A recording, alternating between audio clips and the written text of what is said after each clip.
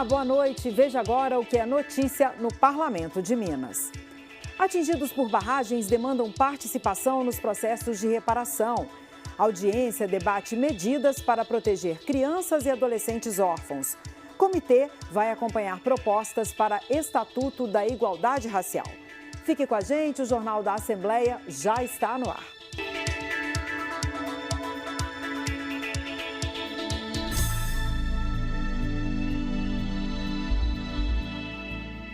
Hoje é o Dia da Amazônia e a Comissão de Meio Ambiente usou a data para discutir a situação dos atingidos por barragens no estado. Há quase 10 anos, eles sofrem com a escassez e a baixa qualidade da água. Os participantes mostraram preocupação com a possibilidade de serem excluídos do novo processo de repactuação. A névoa seca que paira sobre a cidade é intensificada pelos incêndios. Todas as regiões do Brasil apresentaram aumento no número de focos, comparando agosto de 2023 e 2024.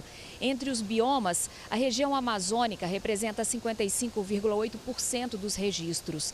E a fumaça de lá formou um corredor que se espalha pelo país e se junta às queimadas registradas em Minas. Só nos 2 primeiros dias desta semana, o Corpo de Bombeiros foi acionado pelo menos 424 vezes para ocorrências de incêndios em vegetação no estado. Hoje é o Dia da Amazônia e a Comissão de Meio Ambiente usou a data para discutir a importância da pauta ambiental e da preservação do maior bioma brasileiro, essencial para o equilíbrio do clima em todo o planeta. A destruição da biodiversidade amazônica contribui para a intensificação dos extremos climáticos. Para alguns, as consequências são mais intensas.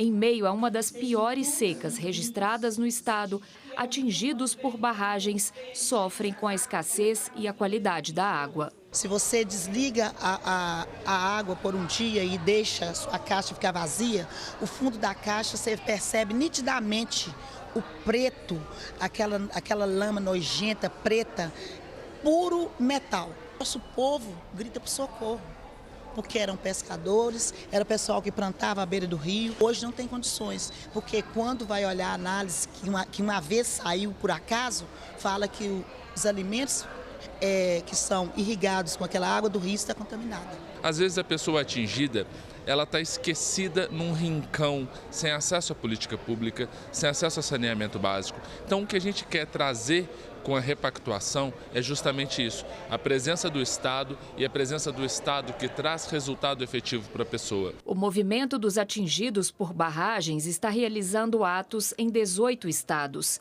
Em Minas, os moradores dessas regiões vieram do interior para a capital. Lotaram 2 auditórios e o Teatro da Assembleia. E na área do café, crianças desenharam e coloriram, pedindo a preservação dos biomas brasileiros. Os participantes denunciaram que as populações atingidas têm sido vítimas não só da operação de grandes empreendimentos que violam os direitos das comunidades em que atuam, mas também da impunidade destas empresas, que ainda não fizeram a reparação total dos danos há quase uma década. Minas Gerais está muito preocupada com isso porque é um dos lugares que mais tem barragem para romper. E as que romperam até hoje não pagaram sua conta, porque as empresas como a Vale, BHP Billiton, Samarco, até hoje não resolveram o caso de Mariana. Estão agora tentando impor um acordo que não tem a participação dos que foram atingidos. É um acordo que está sob sigilo e confidencialidade. Buscamos também uma participação na repactuação, uma vez que está acontecendo essa repactuação e a gente nem sabe o que está sendo tratado lá, não está discutindo o futuro nosso, sem nós sabermos, sem nós participarmos, né? Aqui em Minas, o recado sempre é que o crime compensa. Depois vem uma compensação que não leva em conta a vida dos atingidos, a vida das famílias, das pessoas, da bacia, dos rios, e aí outros crimes acontecerão. Então é importante que esse Dia da Amazônia seja um dia de luta e é a forma que a gente está contribuindo aqui na Comissão do Meio Ambiente. Metade dos órfãos estão em abrigos em Minas Gerais, uma realidade que afeta o desenvolvimento deles. O dado foi apresentado em audiência da Comissão do Trabalho. Convidados e deputados discutiram o problema e apontaram medidas para garantir os direitos dessas crianças e adolescentes. Psicólogos, assistentes sociais, pesquisadores e membros de órgãos estatais estiveram na audiência. Segundo a Coalizão Nacional Orfandade e Direitos, há cerca de 7.000 órfãos em Minas Gerais. Mais de 3.600 estão em abrigos. A grande maioria são filhos de vítimas que faleceram na pandemia ou por feminicídio. Combater a invisibilidade dessas crianças é o primeiro desafio. Um outro desafio é entender que eles precisam de políticas integradas, pelo menos duas: renda e proteção emocional, proteção parental, para que eles possam se desenvolver de uma maneira digna. Uma pesquisa feita pela PUC Minas durante a pandemia em 3 comunidades de BH apontou as dificuldades enfrentadas pelas crianças órfãs no período de isolamento social. O estudo mostrou que a violência contra as crianças aumentou naquela época. Para esta pesquisadora da universidade, o poder público precisa criar ações específicas para os cuidados com a saúde mental das crianças e adolescentes. Políticas públicas protetivas para a família como um todo, ela é urgente, porque nós vivemos uma sociedade patriarcal, colonialista, onde a violência sempre foi permitida na nossa sociedade como forma de educação. Outro desafio para garantir os direitos desse público é envolver toda a sociedade na causa da orfandade, segundo o Conselho Estadual da Criança e do Adolescente. É necessário, sim, essa articulação com todos os equipamentos sociais e os atores envolvidos nas políticas públicas para que, de fato, a gente possa efetivar uma política assertiva e de garantia de direitos para esse público. Esta psicóloga ressaltou como a perda dos pais, principalmente na primeira infância, até os 6 anos de idade, afeta o desenvolvimento delas. O afeto e o vínculo familiar são importantes na construção da personalidade do indivíduo. A criança em orfandade, ela é afetada em diferentes maneiras no seu desenvolvimento psíquico, cognitivo e físico, por consequência, no contexto. A deputada Ana Paula Siqueira defendeu a necessidade de um projeto de lei que institui a política estadual de proteção e atenção integral aos órfãos do feminicídio. Com várias variantes aí das problemáticas sociais, da vulnerabilidade que vem impactando na vida dessas crianças, uma grande parte delas acaba indo para os abrigos, acaba sendo institucionalizadas porque a família às vezes não tem como cuidar. E isso é um dano para a vida, para a construção da nossa sociedade, para o nosso futuro. Foi instalado nesta quinta-feira o Comitê de Representação do Seminário Estatuto da Igualdade Racial, realizado neste ano pela Assembleia de Minas. 18 integrantes foram eleitos pelos participantes do seminário e outros 7 membros indicados por órgãos e entidades. Esse grupo vai acompanhar e avaliar com a equipe técnica do Legislativo as propostas incluídas no documento final do seminário. Sidney Gomes tem os detalhes. Foi instalado na Assembleia o Comitê de Representação que vai monitorar o andamento das propostas recebidas no Seminário Legislativo Estatuto da Igualdade Racial. Foram 86 sugestões em 7 encontros regionais. O comitê foi eleito na plenária final em Belo Horizonte e é composto por 25 membros. Agora, eles vão sugerir encaminhamento para as propostas. Elas podem virar requerimentos, projetos de lei e emendas. Também podem ser incluídas no orçamento do Estado. O comitê vai elaborar um relatório que vai ser entregue à mesa da Assembleia e tramitar nas comissões da Casa. O seminário teve o objetivo de colher sugestões para o projeto de lei que institui o Estatuto da Igualdade Racial em Minas. A proposta é de autoria das deputadas Macaé Evaristo, Leninha, Andréia de Jesus e Ana Paula Siqueira. Agora a gente vai ter uma conversa sobre as finanças de Minas com o jornalista Heitor Peixoto, que já está aqui comigo no estúdio. Boa noite, Heitor. Boa noite, Cláudia. Boa noite a todos. Heitor, na semana passada a gente conversou aqui sobre aquele decreto do governador que traz o que a gente chama de um teto de gastos, né? Isso. Então a gente tem novidades sobre isso. Temos sim, Cláudia. Eu já vou contar aqui com o auxílio da nossa equipe, na nossa tela aqui, para mostrar essas novidades. Na verdade, a novidade é que começou a tramitar aqui na Assembleia, Cláudia, o projeto de resolução número 51, a gente está vendo aí na tela, que pede a sustação desse decreto do governador Romeu Zema. Ou seja, que esse decreto deixe de valer. É o decreto aí que limita o crescimento anual das despesas do Estado, como ficou conhecido, né, Cláudia, como teto de gastos. É um projeto de resolução, Cláudia, de autoria coletiva de deputados da oposição. A gente tem 9 deputados assinando esse projeto, mas a gente pode dizer que a oposição inteira, os 20 deputados, estão engajados aí nessa frente de luta contra esse decreto aí do governador. Aprofundando um pouco esse assunto, o teto de gastos instituído aí pelo governador Romeu Zema, a partir desse decreto, é, portanto, um limitador para o crescimento de despesas aqui em Minas Gerais, e porque as despesas, Cláudia, dentro desse dispositivo só podem crescer de um ano para o outro dentro da variação da inflação oficial do país, que é o IPCA. Então, um exemplo concreto, a inflação do ano passado pelo IPCA foi 4,62%. Considerando o teto já valendo, então as despesas, nesse exemplo hipotético, as despesas deste ano só poderiam aumentar até esse patamar, esse percentual de 4,62%.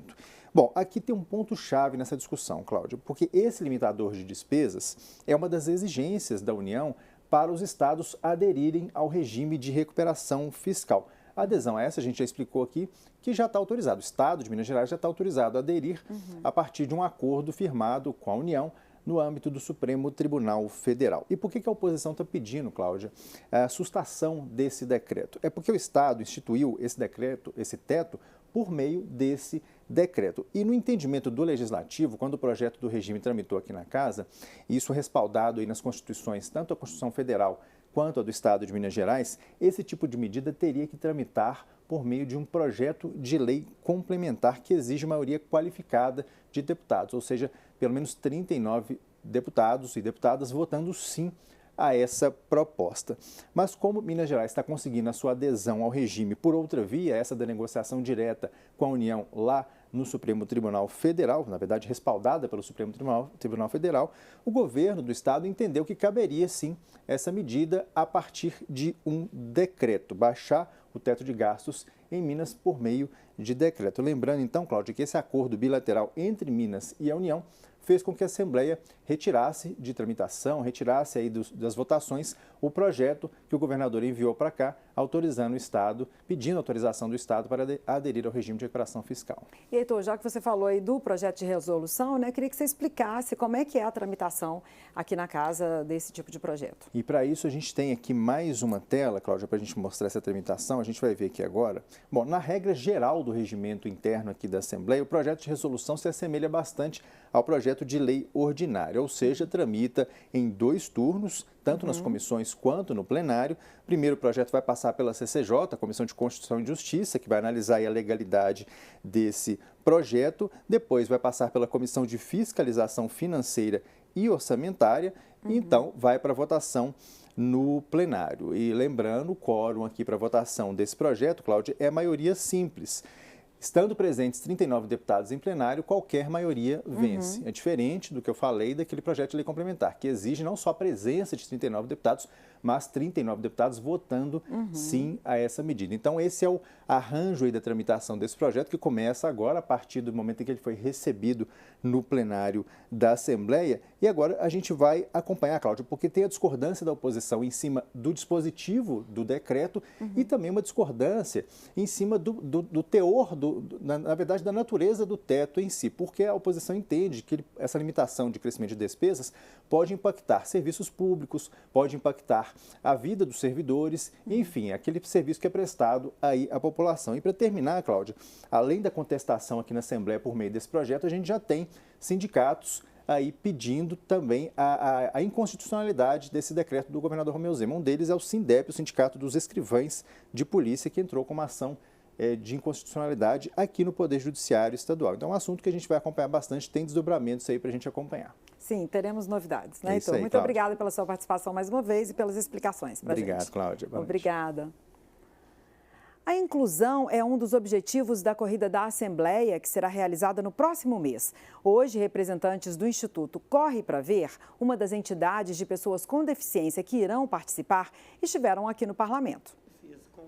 Aos 40 anos de idade, 18 como atleta profissional, Anderson Coelho é um dos idealizadores do Instituto Corre Pra Ver, projeto que faz a ponte entre pessoas com deficiência visual e guias de caminhada e corrida voluntários. O Instituto é uma das entidades que irão participar da corrida da Assembleia Legislativa 2024, Cidadania em Movimento. No encontro com o presidente da Assembleia, deputado Tadeu Leite, do MDB, Anderson falou sobre as dificuldades dos atletas com deficiência e contou um pouco de sua trajetória no esporte de alto rendimento. Atualmente, ele é o 5º do mundo e o 1º do Brasil na corrida dos 800 metros. Anderson destacou a importância de eventos como a corrida da Assembleia Legislativa prestigiarem o esporte inclusivo. É uma oportunidade da gente chamar aquela galera que está dentro de casa para procurar órgãos, né, que possam dar oportunidade, como Corre para Ver, oportunize a prática da corrida e caminhada, para nós, cegos, amputados, intelectuais, participarem de eventos como esse. No encontro, o deputado Tadeu Leite disse que a participação das pessoas com deficiência na corrida da Assembleia é mais uma iniciativa voltada para a inclusão, uma das pautas do Legislativo Mineiro. Outras iniciativas incluem a contratação pela Assembleia de jovens atendidos pela APAI, a elaboração de leis e a destinação de emendas beneficiando entidades que assistem a pessoas com deficiência. O Instituto Corre para Ver tem 200 associados. São 123 guias voluntários e 77 pessoas com deficiência visual.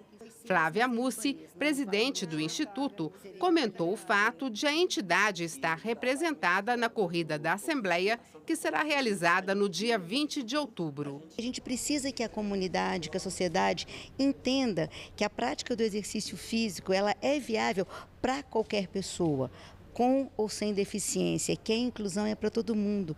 E a gente não está aqui só para correr, a gente tem muitos caminhantes, pessoas como qualquer um de nós que precisam sair do sedentarismo, que precisam se exercitar. O Corre para Ver consegue despertar essa vontade nas pessoas por meio do exercício físico. As deputadas Leninha, primeira vice-presidenta da Assembleia, e Beatriz Cerqueira, presidenta da Comissão de Educação, receberam o colar do mérito do Tribunal de Contas. As deputadas Leninha, primeira vice-presidenta da Assembleia, e Beatriz Cerqueira foram homenageadas pelo Tribunal de Contas do Estado. Elas receberam o colar do mérito da Corte de Contas, ministro José Maria de Alckmin. Isso é resultado, de fato, do nosso compromisso, da nossa responsabilidade enquanto Parlamento de Minas Gerais, dialogando com os poderes, que é fundamental essa harmonia, mantendo a autonomia e independência de cada um. Eu penso que é a soma desse trabalho coletivo também. A principal honraria do TCE é concedida a pessoas ou instituições que prestaram serviços relevantes ao Tribunal de Contas. O presidente da Assembleia, deputado Tadeu Leite, fez parte da mesa de honra da cerimônia. Este ano, 14 personalidades foram agraciadas com a comenda. Eu vejo essa honraria, né, do Tribunal de Contas que eu recebo como algo significativo, considerando toda essa trajetória, né? Assim, a trajetória nossa que vem da luta popular, né, classe trabalhadora, o que nos faz ter mais responsabilidade com o que a gente já desenvolve no cotidiano da Assembleia. A Assembleia Legislativa recebe todos os meses uma feira da agricultura familiar aberta ao público. São comercializados doces, queijos, quitandas, temperos e artesanato. Desta vez, a feira, em parceria com a Emater, trouxe produtos de 19 cidades. Rosca, bolo, doces, queijos, verduras, café, artesanato. São algumas das várias opções à disposição dos clientes. Olhe só a beleza das hortaliças que a Neide trouxe de Sabará. As verduras são agroecológicas, né? São 100% natural também. É couve, o que tem? Cebolinha? Tem couve, mostarda, cebolinha, azedinha, rúcula, alface americana, alface lisa. Nesta barraca, memórias da infância de muita gente. Lembra do doce de leite no canudinho? A gente vende o doce de leite e o canudinho separado para a pessoa encher em casa, que é uma combinação do doce com o sal, que fica uma delícia. Tem gente que fala assim, é uma lembrança da infância. É uma lembrança da infância. É casa de vó, lembra casa de vó. As roscas e os bolos feitos pela dona Rosângela também fazem sucesso. Essa rosca aí tem algum segredo? Esses bolos aqui, qual é o diferencial deles? Muito amor. tudo manual. A Maria de Imbé de Minas tem café produzido nas montanhas. O filho Davi também entende do assunto. O café de montanha, a incidência do sol é diferenciada, é um café que vem o vento, o terroir é diferenciado, a nossa região lá, o terroir é chocolate, caramelo. O terroir é tudo que o café recebe, é o solo, é o jeito de colher, é o sol, é a água, é o ar, é tudo que a fruta recebe, é o terroir. Você é fazendeiro também? Sim, claro. Tem que ajudar a família, né? O requeijão que a Amara trouxe não tem conservantes. Não tem o amido e não tem o conservante. Então são produtos que na hora que você come assim, você realmente apaixona, porque você sente o sabor e remete àquela lembrança dos produtos que eram fabricados antigamente na roça. Nesta barraca está o trabalho das 18 mulheres da associação Maria Vai com as Outras Sim, de Sarzedo. Tem artesanato com material sustentável e também produtos agroecológicos. A agroecologia nada mais é do que o cuidado com a terra, cuidado com as águas, cuidado com as pessoas. As ações da agroecologia, ela vem para preservar o meio ambiente. Nesse tempo de tanta queimada, desmatamento, né, a gente veio para cuidar das terras. A Feira da Agricultura Familiar já virou uma tradição.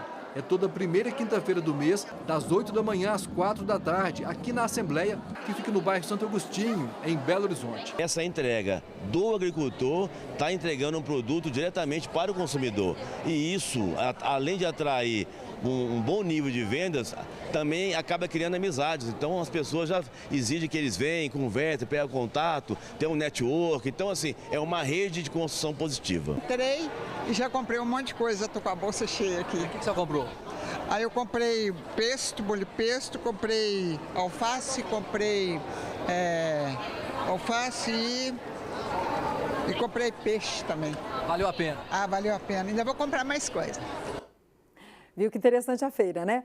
O Sem Protocolo, o videocast da TV Assembleia, entrevista hoje a primeira-ministra negra do Tribunal Superior Eleitoral, a mineira Edilene Lobo. Ela fala sobre as eleições deste ano, as polêmicas envolvendo desinformação e big techs e, claro, da importância de tornar os espaços decisórios mais diversos. Vamos ver um trechinho? A Constituição diz que homens e mulheres são iguais em direitos e obrigações. Depois nós vamos ver no artigo 3º dessa mesma Constituição, que é o grande documento que orienta a vida social, dizendo que o Brasil tem um compromisso com o enfrentamento à discriminação. Então, não é correto que as mulheres não estejam em paridade com os homens em todos os espaços decisórios. E também não é justo que a maior população brasileira, que é a população negra, mulheres negras é a maioria dentro da maioria, não esteja representada à proporção nesses espaços. Nós vamos falar de uma falsidade quando nós olhamos para os espaços decisórios sem essas figuras como eu, gente como eu, do povo, com a cara do povo. Nós vamos falar de uma falsidade se esses lugares não refletirem a sociedade. É uma questão de estética do poder. O poder tem que ter a cara do povo. Na sequência de funcionalidade. Quanto mais gente, quanto mais diversidade nos espaços decisórios, muito provavelmente nós vamos ter mais acertos nas decisões que vierem desses lugares. O Sem Protocolo vai ao ar às 8h40, logo após a propaganda eleitoral gratuita. E o Jornal da Assembleia fica por aqui. Nós voltamos na semana que vem. Outras notícias sobre o que ocorre no Parlamento e também sobre os conteúdos da TV Assembleia, você pode conferir no nosso portal almg.gov.br. Siga a gente no Instagram e interaja com a gente por lá. Tchau e uma boa noite para você.